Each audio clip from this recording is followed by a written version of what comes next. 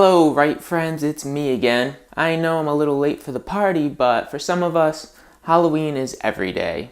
So I want to bring you a list of the 6, yeah, I know, it's a bit of a weird number, but sometimes it's hard to choose favorites, but these 6 stories, books, writers that I think will help you keep the spirit of Halloween alive for all 365 days of the year. Let's start with Number 1. H.P. Lovecraft, for me, was the first writer that really made an impact. I'd been a big fan of Stephen King pretty much since I started reading, but something about H.P. Lovecraft, his prose, the descriptions, that feeling of cosmic dread that you could just feel oozing out of the pages, something about that writing just really clicked with something in my brain and made me a longtime fan pretty much ever since, and a fan of horror, and specifically the cosmic horror subgenre. Taking a break from the more phantasmagorical, there's a more realistic horror that made a huge impact on me and seems to have a huge impact on just about anyone who reads it. And that would be 1984 by George Orwell. I don't think this book really needs any introduction, but I'll tell you why it's so frightening, why it continues to be so frightening. A lot of times people find nihilism frightening, the idea that there's no point or purpose or order in the world. The inverse is also potentially terrifying as well. Too much order. And the government in 1984 is all about order. They control every aspect of these people's lives. Any attempt at rebellion, of carving out a tiny little space for yourself, is not only thwarted, but thwarted in the absolutely most brutal, manipulative way possible. There's no one to trust and nowhere to run. And the thought of not just dying, but being made to essentially renounce all of your ideals before they destroy you, essentially erasing the sovereignty and individuality of the people who live in this essentially perpetual nightmare, that is a truly terrifying thought. Let's get away from the realistic and possibly prophetic visions of terror, and let's get to something that's a little bit more abstract, a little bit more again on the phantasmagorical side, with Thomas Ligotti. If you don't know who Thomas Ligotti is, don't worry. He's not as big as Lovecraft right now, although in horror circles, if you travel in those, you'll definitely hear his name maybe whispered. Thomas Ligotti has been producing truly visionary work in terms of horror. It's a mix of surrealism and a sense of total cosmic desolation. You're not gonna get something that jumps out of the closet. There are no monsters. There are no ghouls and ghosties. There's just this sense that everything is wrong, that reality itself is poisoned and rotting, and not just around us, but in us. As part of reality, we are all experiencing this horrible decay, and his prose balancing on this line between poetic and almost a fever dream kind of logic. It creates this very palpable malaise that just worms its way into your soul and it sits there. So I definitely recommend you pick up anything you can get your hands on by Thomas Ligotti. I have right here Teatro Grotesco, which was my first foray into Ligotti's work, but there are others like The Nightmare Factory, which actually has I think it's an Fox Atomic produced comic book. I think it's Fox Atomic anyway.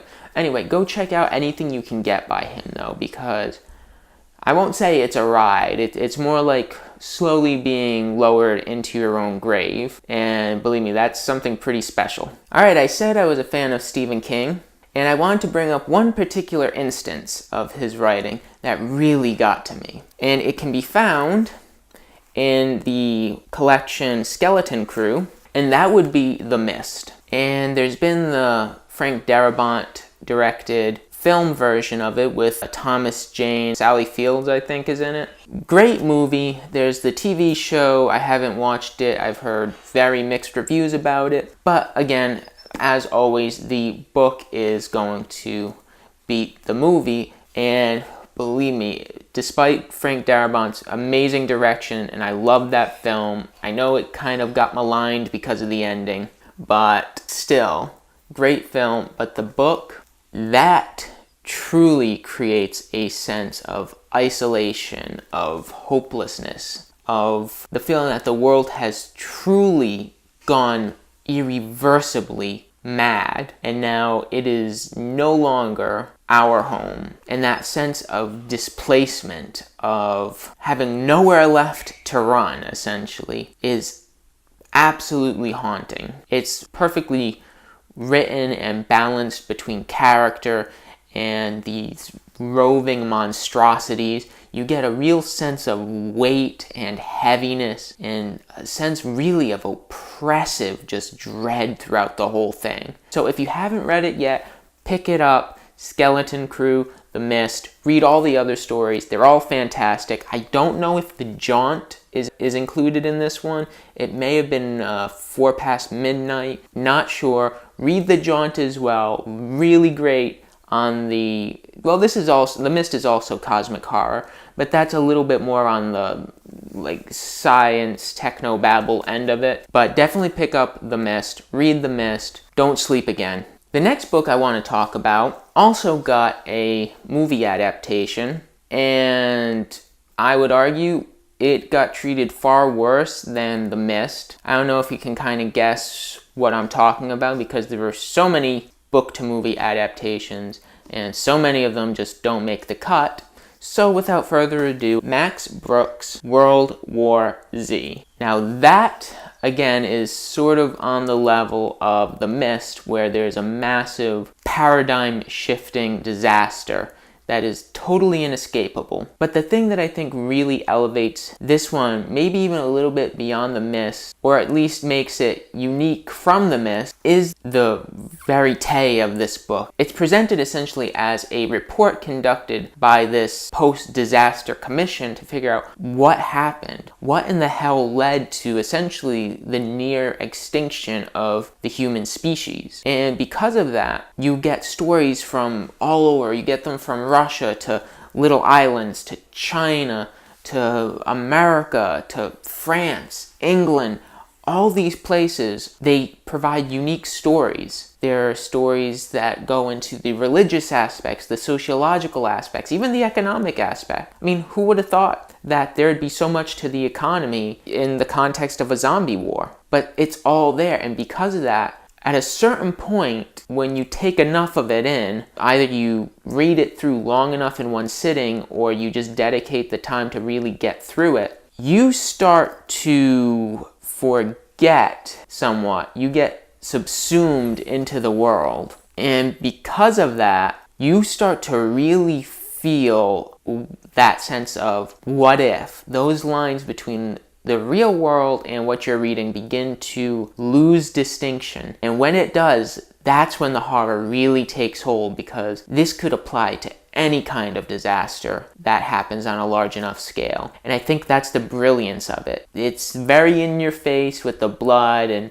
cannibalism and being eaten alive, and that's all very scary. But because it's presented in such a straightforward manner, you get that whole impact of this isn't just something that can happen in a book. It might not be zombies, but as we all know, because media is ever present and we're made aware more and more of disasters occurring all over the place, disaster can reshape everything. And this book really hammers that home in a visceral, utterly terrifying way. So definitely pick that up. And then, again, don't sleep ever again. Now, one more. Number 6. This one I found a little bit later on, and I actually found this writer thanks to the incredibly successful, at least season 1 was incredibly successful, True Detective. Now, a lot of people may have heard Thomas Ligotti through True Detective, but a writer that actually had a huge influence on the writing and is in fact cheekily alluded to in Rustin Cole's backstory is Laird Barron. This here is his The Beautiful Thing That Awaits Us All. It's a collection of short stories. He has other full-length novels as well as another short story collection called the Imago Sequence.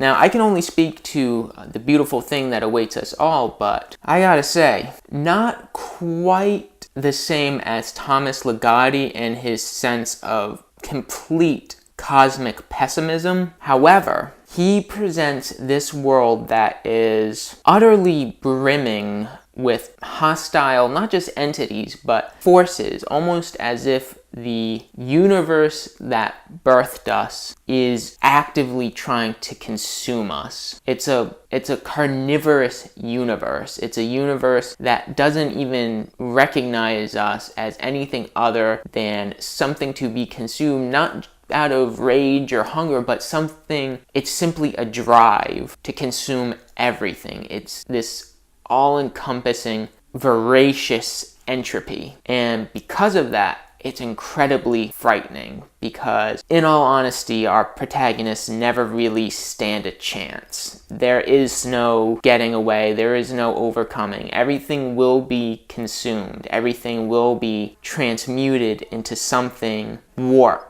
and broken and diseased and essentially remade in the image of this truly unsettling, almost awe-inspiring, hungry universe. It's really a universe of teeth and gullet, and it's incredibly fascinating and incredibly disturbing. Laird Barron is definitely a writer that can waken that truly primal terror that I'm sure we were all subject to all the time back before we were safely tucked away in our houses and skyscrapers. And it's the fear that in the dead of night under a null moon, there are things out there that are hungry. And if you're just the unlucky one that happens to be found first, there's not much you're going to be able to do about it. That was my list of 6 books or authors that will help keep things spooky throughout the rest of the year. I have many other suggestions, and if this video gets a good response, I'll post another video with another 6 or so quality, heart-stopping, spine-chilling, sweat-gland-wringing books for you to pick up that will be able to scratch that itch. I don't know about you, but I get about halfway through the year and I'm like, well, Halloween really needs to get here pretty soon because we are running dreadfully low on spooky. So if you like this video, make sure to like and subscribe to the channel. That way you will continue to get updates when new info is posted. Thank you again for watching this video, and stay tuned for the next video, which was supposed to be this week's video, but I figure with Halloween and all that, I would do something on the spookier side. Yes, I know we're past Halloween, but you know, whatever, better late than never. But the next video will be